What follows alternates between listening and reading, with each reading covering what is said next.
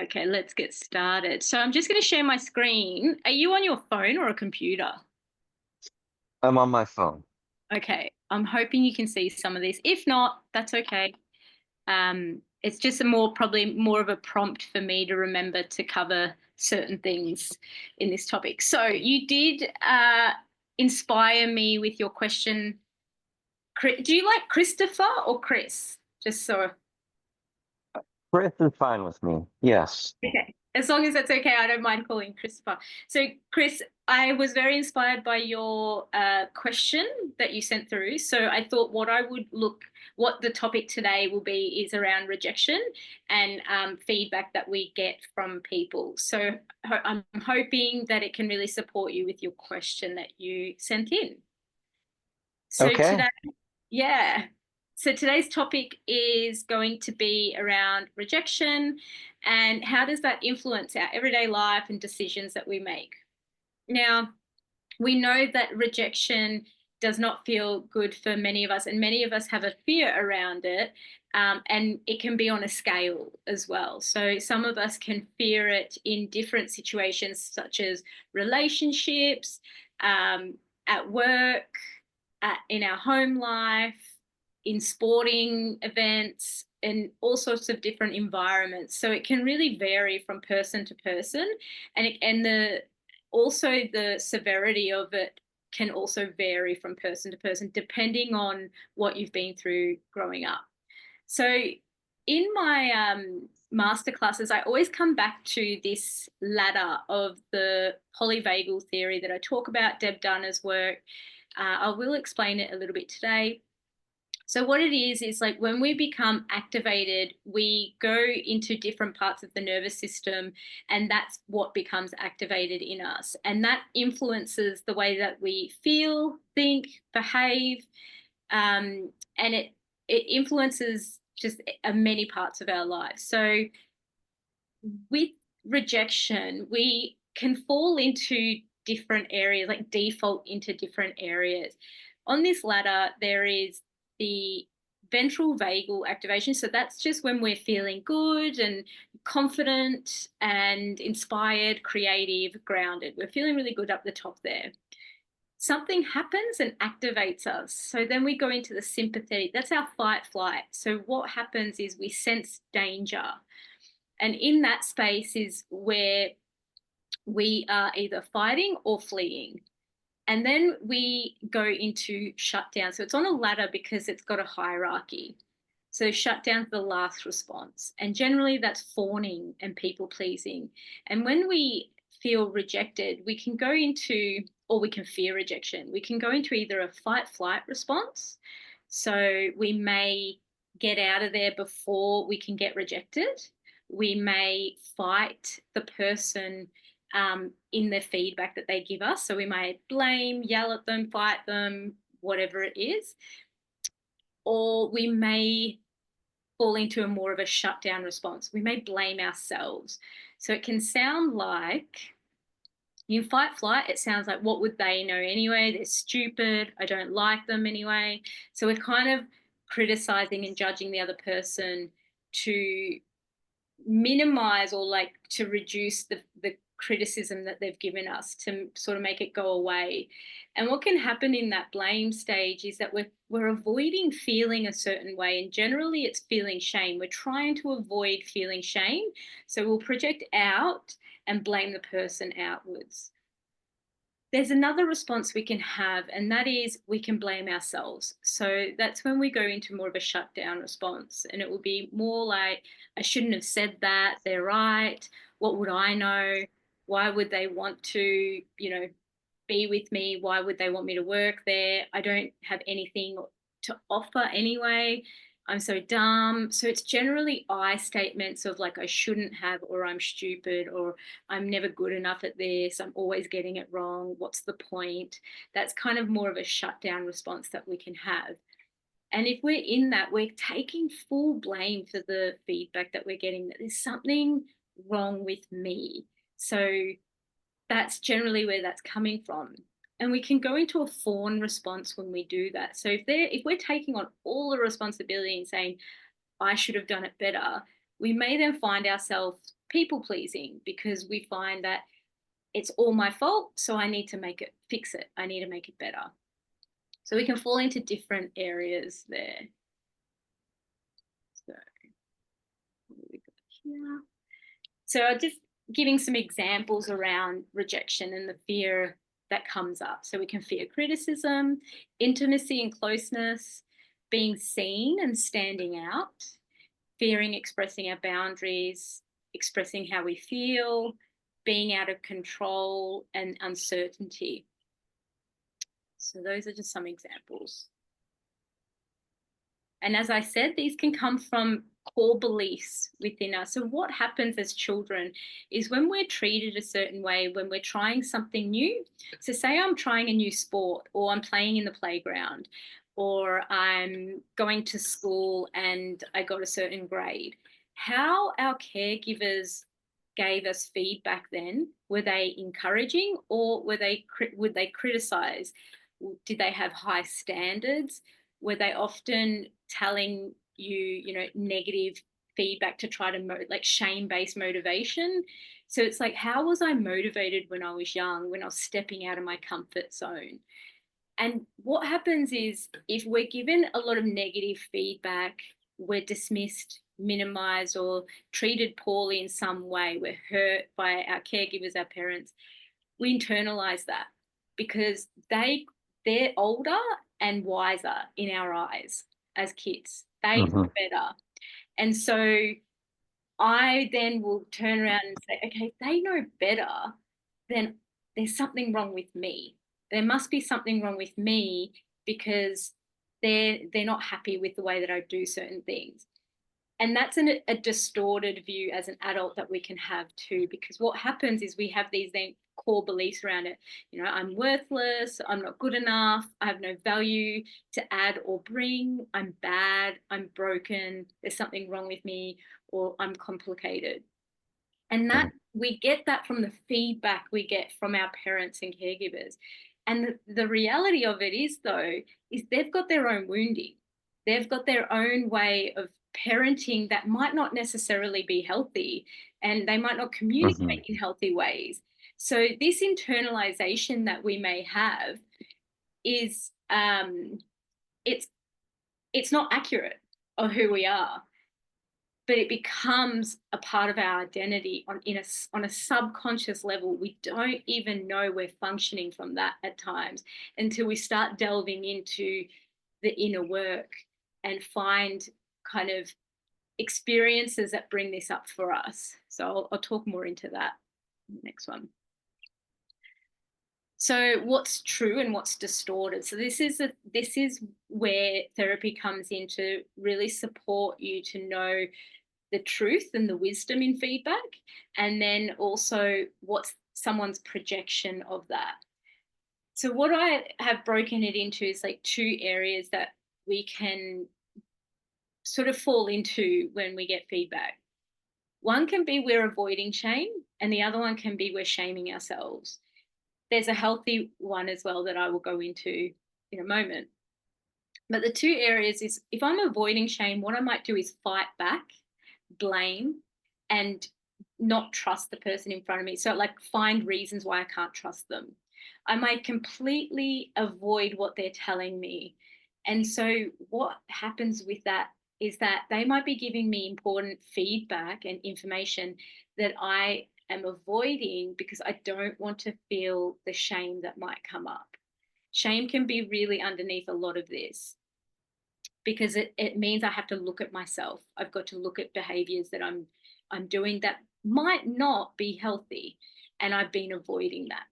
Then the other one is shaming myself. So if I'm doing that, then the feedback is there's something wrong with me. So when I'm believing that, and both kind of have that belief. So if I'm avoiding shame or I'm shaming myself, we still, there's like a belief there that it's hitting on. That's why we get activated by it. So shaming myself is, yeah, it's all my responsibility. It's all my problem. I'm the one that did it wrong, and I'm not looking at the reality in front of me. So the person who's giving me feedback. So as I said, you can often defend, justify, fight back. So that's when we're missing a bit of the feedback. And then we've got people who are blaming themselves and not questioning the other person's motives. This is something that I've really looked into as I've built my own business and built my own therapy practice, is around who I get supervision for what I do. So that means that I have like a mentor that supports me. I've got to be really careful of who I choose, because often we can be getting feedback from people who are maybe in their own belief systems and own fear. But if we're looking at them as successful or putting them up on a pedestal, then we're seeing them as better than us. And that's when the feedback can get distorted. And what I mean by that is they can give feedback from a place of fear or projection.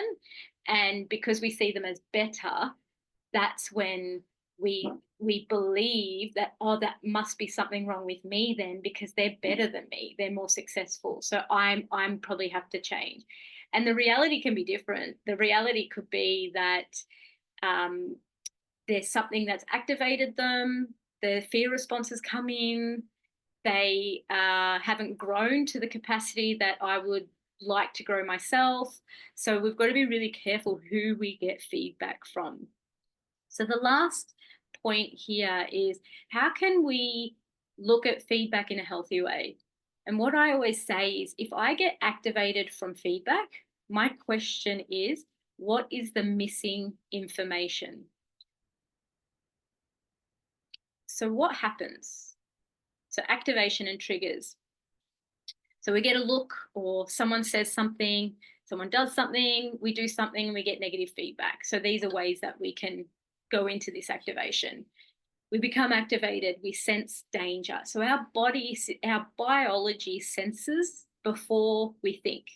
So this is Peter Levine's work as well, and Steve Purge's, and Deb Dana, a lot of people who do work around the nervous system and the biology of humans and animals say that our sensory systems are what get activated first, and we sense danger, and then we feel it, and then our thoughts come in. So it's a very quick process. So sense danger, feeling and emotion, and that is generally subconscious, the feeling and the emotion, because we're reacting to a story and then responding. The reason why it's subconscious is because often we don't go, okay, sense danger, I'm feeling a certain way, what's the emotion I'm feeling? We often sense the danger and then react. So what we want to do is slow it down. And this is what I do in my therapy practice. It's becoming curious. I feel the danger, so I sense the danger, sorry, and then I feel. In that feeling state, the sense is an autonomic response. When we sense, we don't have any control over that response. It's a autonomic fear response.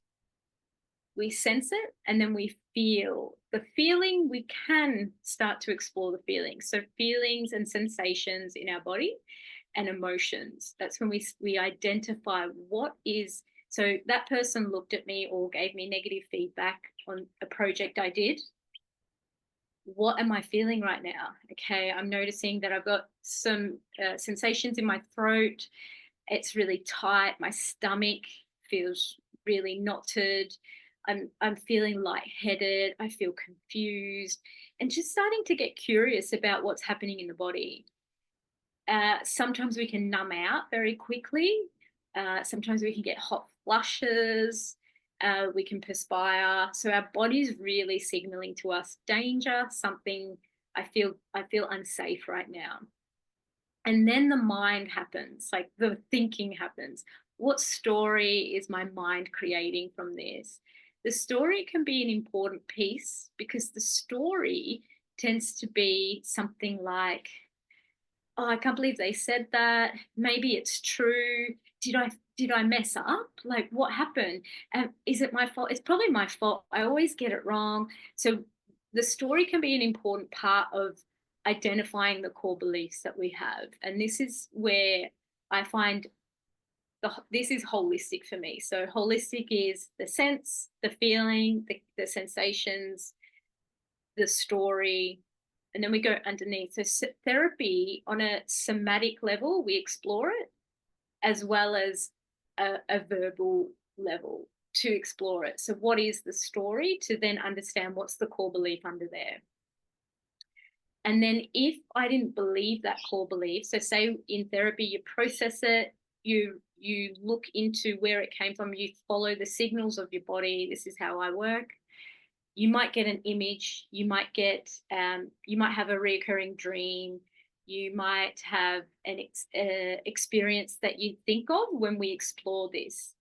And then we look into that experience and feel into it and process it to a point where you see some resolve and you change the story. So there's a process I take people through. We change the story and meet that vulnerable part's needs. And that's why reframing alone doesn't work. So people often say, just think something positive, or just give yourself a positive affirmation when you feel sad. It doesn't work, because we need to really hear and understand the vulnerable part of us. So generally, some people call it the inner child. It can be parts work. So we need to hear that part and what it's actually experiencing, because a lot of the time we're bulldozing through trying to get to the other side, and this part is really resisting the process. And that's why sometimes it's hard to meet goals, because this part's quite vulnerable. So we do that processing, and then we start to experience a new way of thinking, a new experience, a new story. What would it be like if I didn't believe that? Who would I be? How would I act? How would I think? And starting to experience ourselves in a different way. So how can I nurture that part of me that feels vulnerable? What advice would I give a friend in this situation? It's really easy for us to see and nurture our friends and see their strengths and nurture them through a negative experience. But if we've got these core beliefs, it's hard for us to do that for ourselves. So I like to ask the question, like, what would I say to a friend? Would I be really mean to them? And would I say to them, yeah, you should have done better. Like, I can't believe you messed up. Or would I say, oh, it just looks like that you made a mistake. We can, support each other. What do you need? How can I support you through this? So we would be more kind to ourselves in that space. Or kind to them. So we need to also bring that in for ourselves. The reason why we don't do that, and why we can have this inner critic that comes in, is because that's what we were taught when we were young. We weren't taught how to encourage ourselves in positive ways. That's how we've internalized how our parents have give us feedback. Are they a credible source? So the person giving us feedback, often if we see them as more successful as us, put them up on a pedestal, believe sometimes people have this exterior that seems really successful, but we don't know what's happening behind closed doors. And that's something that's really important, is that if we can then focus on ourselves in the sense of, okay, what is my alignment? What are my values? What are my needs? And what are my boundaries? And if someone's not okay with those things and they give us negative feedback in a fear-based way where it feels hurtful, that is actually their wounding. And so it's really important that we know, is the person who's giving us feedback grounded? Are they solid in themselves, or do they have their own insecurities? Because if they've got their own insecurities, their feedback's going to be biased. It's also going to be distorted. It will be, depending on how they were parented, their feedback could be dismissive. It could be through their belief systems. So it's so important for us to know what they're experiencing too. It's like two people in this situation. So we don't take all the responsibility on as I'm the problem. And that is the difference between when we were kids and now when we're adults. Because when we were kids, we looked at our parents, our caregivers, they're wiser. They're the ones leading the way. Whereas now as adults, we are as individuals leading our way. or we're leading the way. And if we give that power over to someone else without even knowing what their life is like behind closed doors, we're putting control into them, where we don't even know if they're coming from fear or if they're coming from growth and love and groundedness. So really asking, like, is this person's feedback credible?